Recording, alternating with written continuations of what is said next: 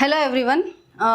As you know, we were in the project administration chapter, second chapter of PMS. So in the previous video, we have studied about different types of project work system, and we have WBS, PEP, PPM.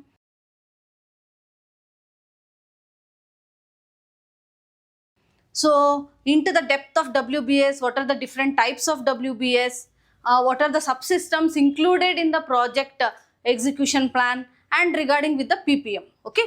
Now we have to study to the next concept in the same project administration.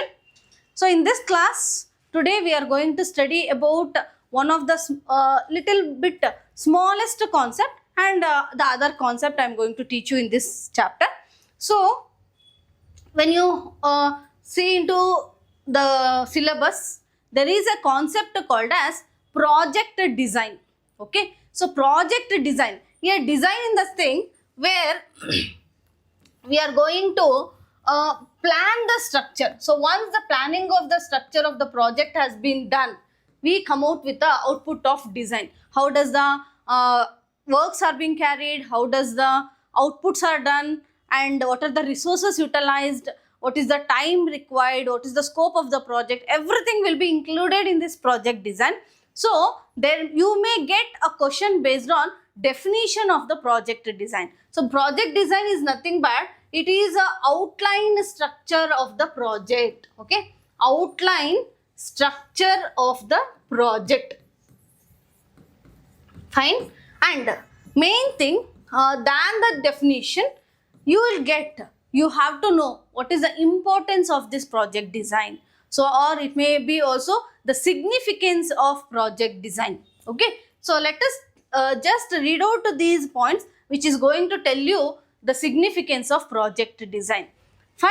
So it gives, the first point tells that it gives a comprehensive idea about the entire project. Means I told you, once the planning step has been done, planning step alli output, what is the output we are getting? We are coming out with the project design. Okay, so this project design is mainly giving a idea of a project. Okay, so one clear picture about the project it is going to give you. Then the second statement tell you the diagrammatic representation of the work plan. So what is this diagrammatic representation?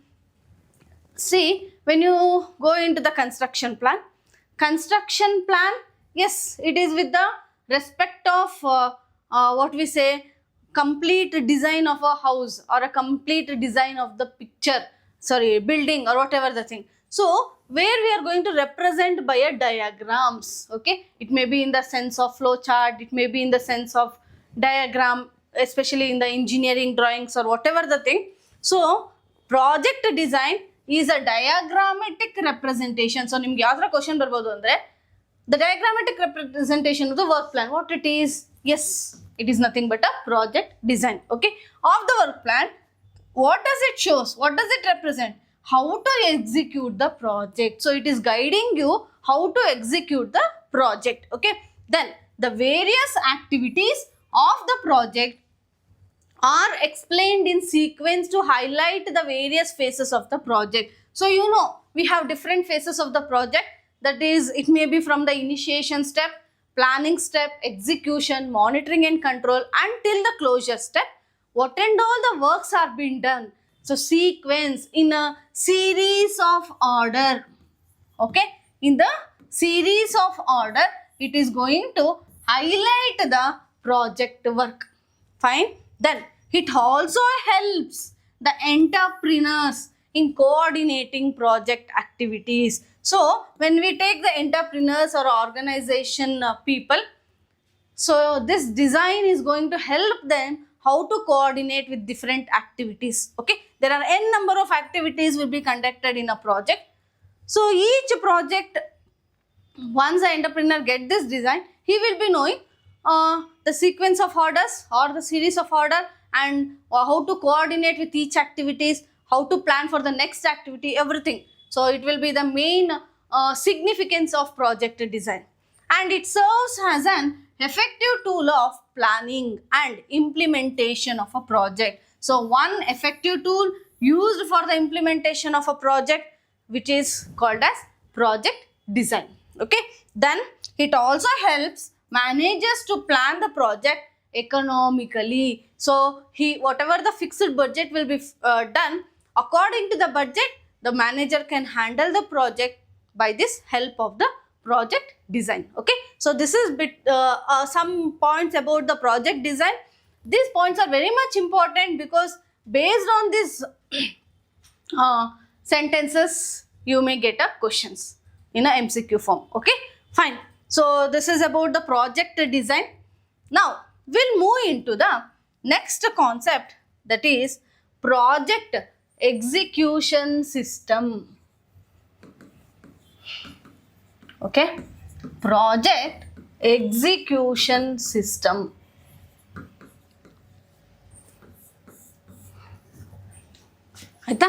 So don't get confused with this, what we had studied about the project execution plan and the project execution system.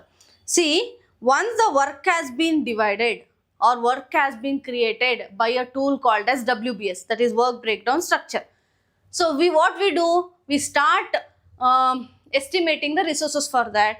We start scheduling the time for that, right? So according to that scheduling time, it may be estimating the resources, estimating the cost, or whatever the thing. That is what PEP is going to do. PEP, what is the, for whom we have to allot the work, and what will be the time duration. Okay, that is what PEP structure will say you. By dividing, we studied about 4 subsystems there. That is what is that? Contracting plan, organization plan, work package plan, and the system and procedure plan. So that and all with the PEP. How does the work has to be distributed? How does the work has to be assigned? Who are going to take the authorities for a respective works? Okay, that will be planned in a PEP.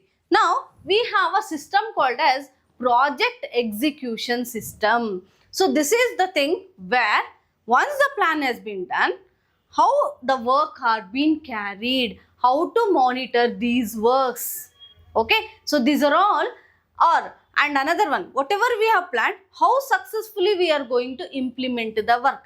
So there is a system where we are going to carry our plans or take our plans into action and make them successfully. So how you are going to make it successfully? Okay, that is what a project execution system works, to successfully implement our plans. So to successfully implement our plans, there are some systems included, or the criteria or the features or the areas which we have to concentrate. So those areas will help us to execute our project successfully. Okay, so let us know what are the areas we need to consider during this successful implementation of project. One is direction. So direction says that it is a path. How does the flow of work is being taken? Who is going to take? So who is responsible for the authority? That is one direction it is going to carry. Okay, so the first one is direction. Next, we have organizing. How do you organize the work? Okay, so coming to the main thing, direction. Direction means here mainly who is going to carry the work? Mainly the human resources. So what type of human resources? How you are going to arrange those human resources, allocate those human resources, everything will be considered in the direction. And how do you plan the organized way, or how does the work will be carried in an organized way? That will be one part of the organizing, and which helps us to successfully implement our execution, or successfully implement our project. Okay, then communication. So communication is so much important. Yes, whatever we plan, whatever we implement, that has to, the data, accurate information has to reach to the right person, right time, and at a right position also. Okay, so this is one important. Communication is very much important. How do you coordinate each activities? Coordination. Okay, then the last one is control. how does all the works are been controlled. So direction, organizing, communication, coordination and control are a main parameters or the main areas we need to consider for the successful execution of our project. Okay. Now, in this chapter or according to your syllabus, we have to learn more about direction, we have to learn more about communication and the coordination. Okay, let us learn now that, continue with that. So now, see here, the first one is direction. I told you, who is going to carry the work? Human resources are going to carry the work. Okay, it means that machines are working, our materials are used or whatever the thing, but that has to be correctly executed, no, implemented. Yes, human resources are very much important. So when we take a different types of project, we know large scale projects are there, medium scale projects are there, small scale projects are there. All these projects, how it is going to be carried and what type of people we are utilizing there, what type of skilled persons are working for our project. Okay, how do we take the effective work from the people? Understood? So these are all the main thing in the direction. So there are some features here, or the first thing considered in the direction is staffing. Okay, staffing means, yes, hiring the people. Okay, hiring the people. Okay, or I can say than the people, hiring the staff. So we have to select the staff according to our requirements, so that what type of work we are going to allot them. Do they have a knowledge? Do they have a experience? Or if we teach them, do they start working? Do they have a potential? So based on the potential of a person, we are going to hire a staff, right? So this is very much important, hiring a staff according to their potential or according to our requirement potential. Okay, next, after hiring them, yes, maybe he may be a newcomer or he don't know our work procedures, or he must be trained, right? So maybe he knows the knowledge of the project, he knows the knowledge of the work, he knows the knowledge of the concept, but how to execute it according to our structured way, we have to teach them, right? So next one is, after hiring the people, how do we train them? So training is another very much important aspect. Just not only hiring them, we have to train according to our requirements. Okay, so our barwag hegirtare, according to their requirements they will be there. We have to utilize their potential to our requirements, right? So training is very much important. We have to give a knowledge about our work, we have to give a knowledge about our techniques, what we are using, the tools what we are going to apply, everything. Okay, so training is the next part. After training, we have to supervising. So supervising means what? Yes, it may be after getting training also. Every day we need to instruct the day-to-day activities to them. Okay, instruct day-to-day activities. Okay, fine. So supervising in the sense instructing the staff according to their assigned works. Okay, so what and all works they have to do, how they have to perform, what is the result we require, everything. Other than that, after supervising, we have to delegate. So once the instruction has been given, we have to assign the works to them. Okay, assigning the authorities. That is one part of the delegation. Okay, so delegation in the sense assign the authorities. After this, see, not only we are making them giving a knowledge about project, giving a knowledge about the concept or our work. Other than this, main thing, we have to get a effective output from the staff, right? So how do you get a staff output? See, every day we cannot give a training. Once we have done, okay, so once we are going to supervise them, and delegate them everything. So other than these things, we have to motivate. Motivation is the important part, because as we encourage the staff, as we encourage the people, yes, they are going to work effectively, efficiently. The required output, ನಮಗೆ ಬೇಕಾಗಿರುವಂಥ ಔಟ್ಪುಟ್ನ ತಗೋಬೇಕು ಅಂತ ಅಂದಾಗ, yes, we have to encourage them. So how do you encourage them? How do you boost the staff or boost the people? So one thing, especially in a organization, mainly coming to the thing, we are already giving a salary to them. We are satisfying according to their basic needs, everything.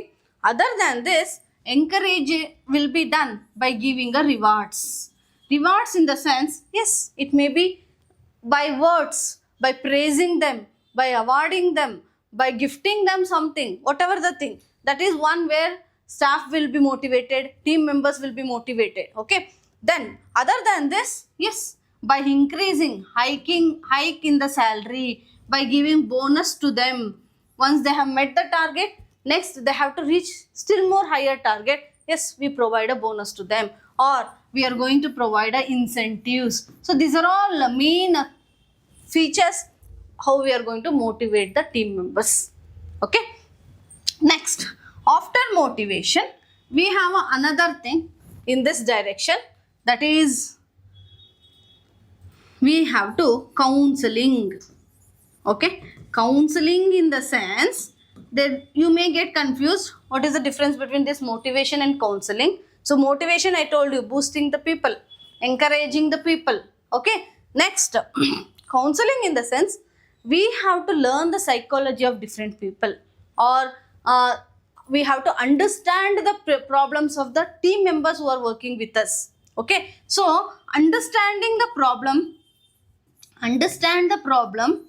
It may be a personal problem or a work area problem, whatever the thing. You know, human tendencies, or human, if a group of people are working, yes, there may be some misunderstandings come over there. Some it may be a person, some other, he's been stuck in a problem. He may not take a effective output or efficient work output.